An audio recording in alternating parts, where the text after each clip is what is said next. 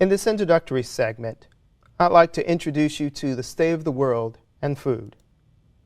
Back in 1996, 180 countries joined in Rome at the UN Food and Agriculture Organization, and they decided to cut hunger by half by 2015.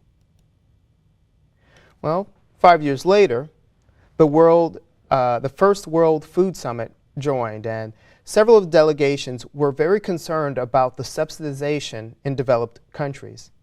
They realized that developed countries were subsidizing their farmers by $1 billion a day. The result of this subsidization, however, has a depressing effect on world prices, and this is problematic for the world's poor farmers. Let's take a look at what's happened to world food prices over the last several years. As you can see in the graph, world food prices have stayed relatively constant in the 1990s and through the early part of the 2000s. This World Food Price Index is calculated by the Food and Agriculture Organization, and what they're doing is looking at a basket of food products, grains, oils, meat, dairy, sugar. But something significant began to happen in the mid-2000s.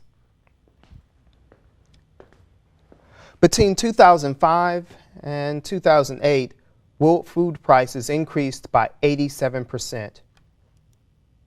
The World Food Program stated that higher food prices threatens the long-term international food security. And food price increases are not new. For example, between 1971 and 1974, world food prices increased nearly 141%. So let's consider what that actually looked like. As I said, it was relatively constant in the early 90s and into the early 2000s. But then we saw this substantial price increase in 2008.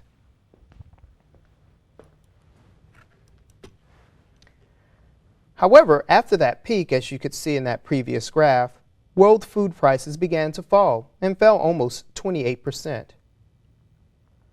The price fluctuations could be contributed to a number of factors, and those are the supply and demand of food, and we'll talk more in detail about that in a moment.